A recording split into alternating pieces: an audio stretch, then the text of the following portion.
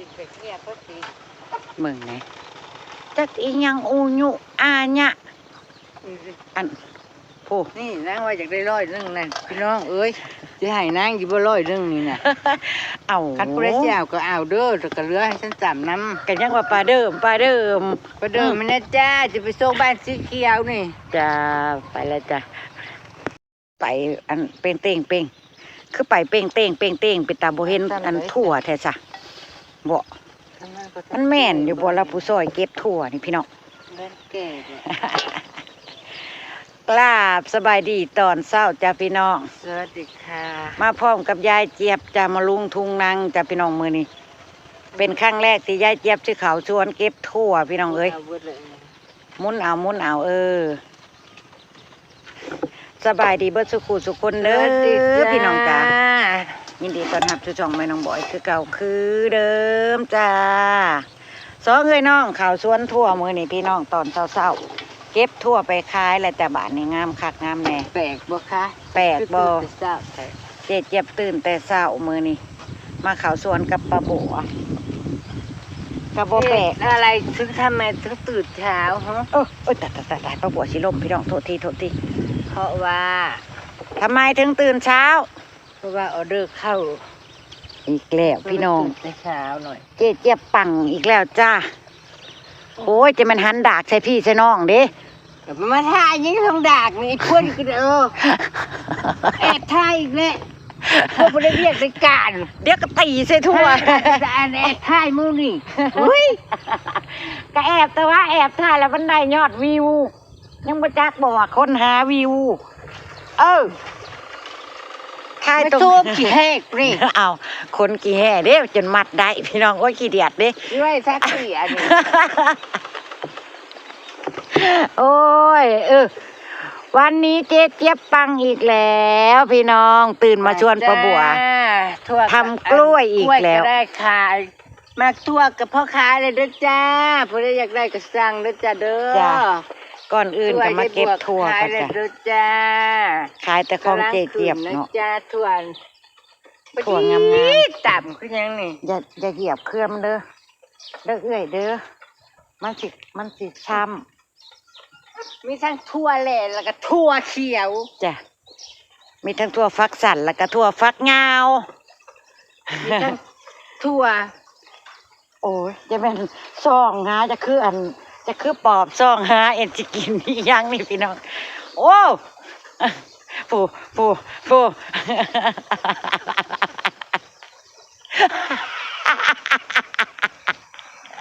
จะคือเกียดตะปาดนี่แหละพี่น้องเอ้ยโอ้ย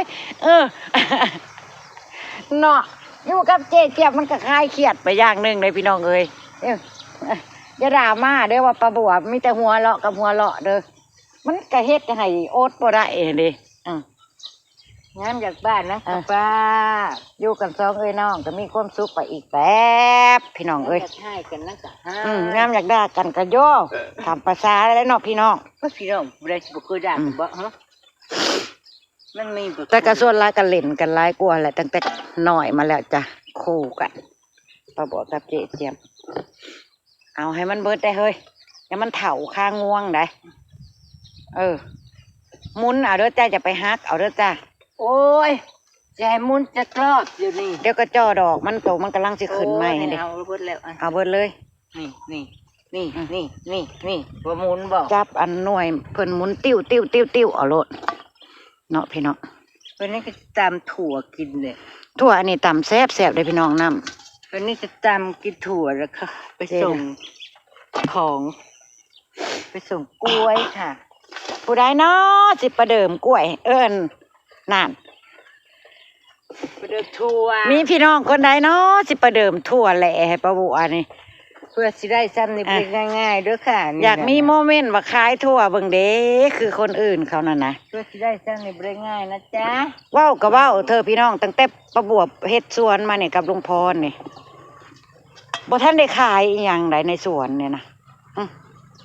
อีหลีบ่ทันได้ขายหยังจักอย่างเลย กินสิบ่ได้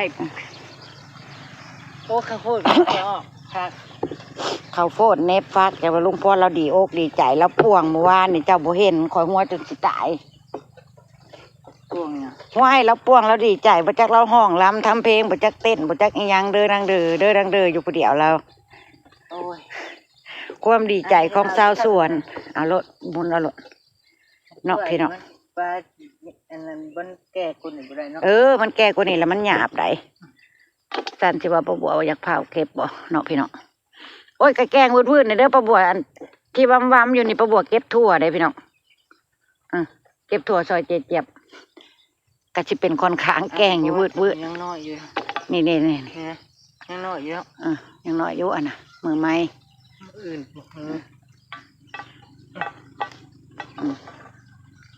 ตัวนี้ นี่ ตัวนี้ได้แล้วมันอะไรอาชิกินแหละแม่ง เนาะ จะโกก็จะมากินก่อนอีก ดีนะเก็บเอาเลยเฮ้ยหลายเติบอยู่ได้พี่เนาะ นี่ เจ็บๆเราเก็บ ถั่วไม่มีผูกเพื่อนถั่วไม่มี ทั่วบ่มีเครือกระทั่วพุ่มเนาะอันนี้แหละเพิ่นว่าทั่วพุ่มสำหรับไม่อึดในตอนนั้นนะเอาเลยเอาเบิดซองนั่นมันแก่แล้วนั่นแต่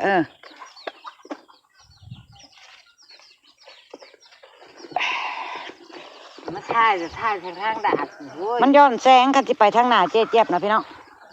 มันย้อนนั่นตะเว้นกำลังขึ้นน่ะเด้มันแย่นกล้องประบัวมันก็สิเป็นบ่เห็นอีหยังหั่นนะ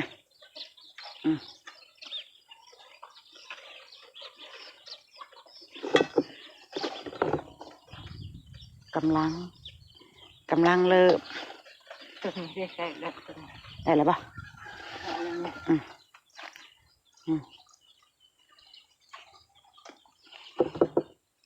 ก็สวยก็งามก็ยัง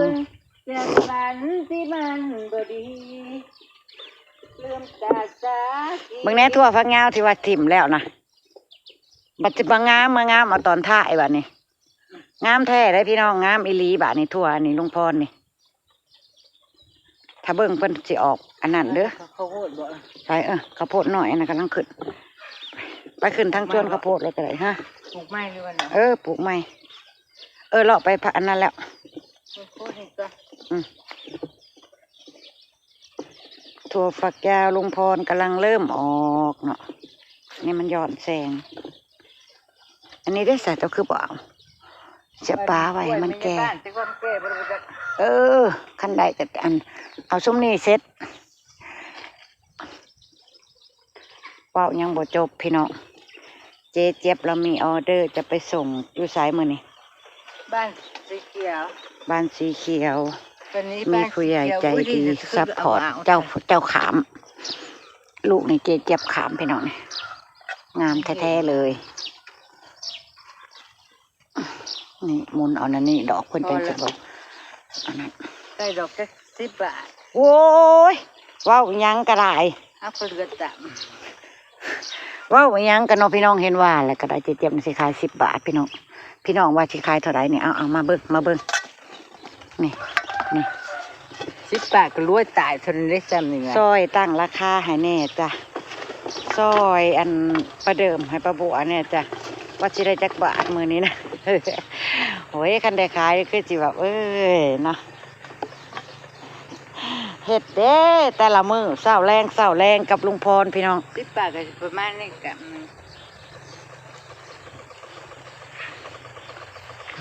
กำหนึง10 บาท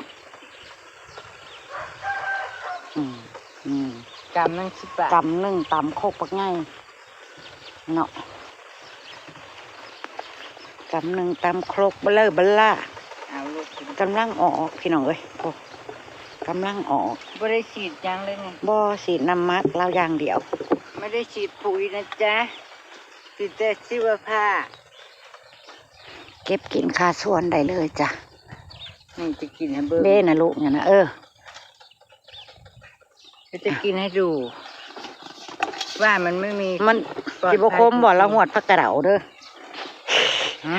มีพี่น้องแนะนำมาว่าให้เอาใบสะเดาแช่น้ำหวดเราก็หวดของเราสีดเฮ็ดได้คมหรือหวาน กระดาษยังคือวางจุ่ย พอแล้วมั้งไปเอาไว้ให้เพิ่นโตขึ้นอีกมือใหม่เก็บอีกเนาะ ๆกินได้พี่น้องบริสิทธิ์ยา ก็กินได้ก็แนวบ่ได้ใส่เนาะแนวบ่ได้พ่นยาสารเคมีเคมีอหยังเคมีก็สิมีแต่ปุ๋ยหยอดเหงาหั่นแหละพี่น้อง ถ้าว่าตัวบริสุทธิ์นะคะ มันถึงได้เป็นลักษณะนี้ไง หวาน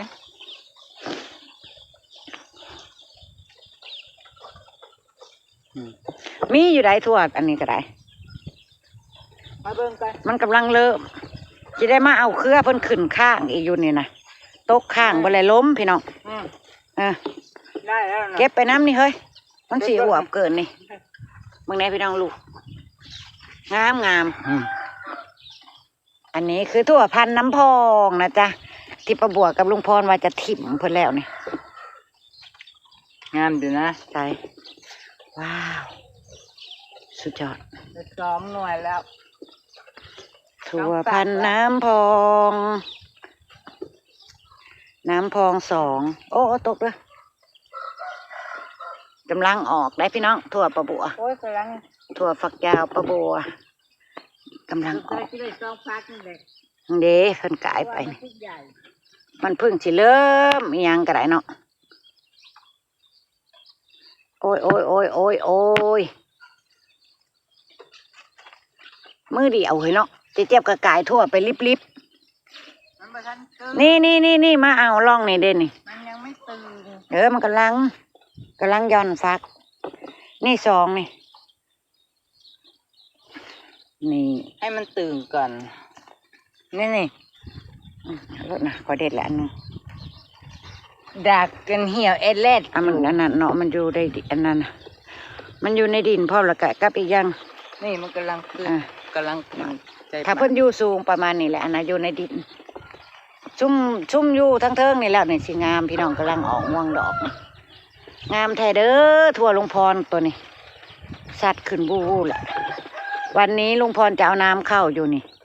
ประบวกกับเจ็บเก็บแล้ว ดินได้แล้วจ้าออกดอกแล้วแล้วก็มันม่วงห้ามก็ใกล้สิได้ทอดขายเลยเด้อพี่น้องเด้อ แม่นมันม่วงกำลัง ส่วนมักแตงนี่ ทิ่มแล้วจ้าเก็บกินรถเด้อ มักแตงขึ้นแล้วคุณว่า ทิ่มแล้วเก็บกินได้ เป็นมือจะสิลมจะมาให้คืน มันม่วงสวย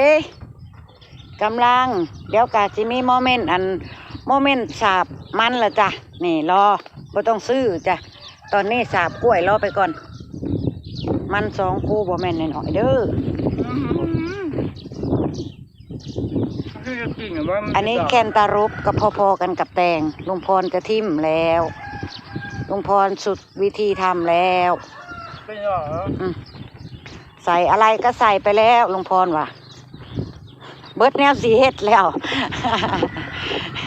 แกนตะลุปลุงพรโอ้ยปีมันบ่มาปีมันบ่ได้เฮ็ดหยังก็บ่ได้ มันเป็นยังไงวะ ทั้งที่เราก็เอาใจใส่ขนาดได้เพิ่นบ่แต่ละมื้อแต่ละเว้นน่ะประบัวก็บ่ได้นั่นดอกเวลาเราครัวเบิ่งอหยังนะ เรื่องอะมันมี ออกมากแล้วนี่ อืม แต่ว่า มันก็เหลืองเขาเลยได้เราก็ลองเอาน้ำเขา ปลาไว้ ไป บ้าง ส่วนมันม่วงเยอะเด้อพี่น้องรอให้เจ็บสาบ โอ้ไปจัง โอ้ยอย่ามาหาหูอีกเถอะปะ เกลี้ยงเลยเนี่ยนี่ ไปมันสิสวยเพื่อจะสิเพื่อสิกอกอันกล้วยสาบยังไปส่งเพิ่นสวยไดเนาะพี่น้องโดยสำหรับพระจากแล้วจ้ะเก็บภาพบรรยากาศ2เอ้ยน้องข่าวสวนเก็บตัวไว้ซ้ำนี่แหละเด้อพี่น้องให้เจ็บฝากก่อนเรือต่ำแล้วสิอันนั้นแน่ ฮะ ให้พี่ให้น้องประเดิมให้ประบวนให้ดูจักบาทหนึ่ง ที่หน้าเอ้ยใจอันจะบวชซื้อเด่นตัวแน่บลายดอกเก็บครั้งแรกกะได้อยู่ประมาณ 100 200 30 บาทนี่ โอ้ย พี่น้องอำลามาจากละจ้าพบกันคลิปหน้าจ้าพี่น้อง ขอบคุณทุกกำลังใจ ขอบคุณทุกการติดตามเด้อพี่น้องไป ว่า แล้ว ทำ จ้ะ หนักก็อยากได้ร้อยนึง เอาครั้งแรกเนาะประเดิมก็ยังว่าประเดิมร้ายก็ได้ขายหลายไหลคำว่าประเดิมนะคำว่าประเดิมนะเด้อ ทำคลองมีน่ะเล่นเนาะ บ่ว่าอีหยังได้เฮ้ยคันประเดิมนะคันประเดิมร้ายปุ๊บแหละต่องวดต่อไปเฮาก็สิร้ายเริ่มต้นหั่นเด้ อย่าพาไปเดิมเลยจ้ะพี่น้องมึงอย่าพาไปเดิมเด้อ เอาอีกแล้ว เพราะว่าทั่วนั่งไปทั้งร้อย โอ้ยไปพี่น้องไป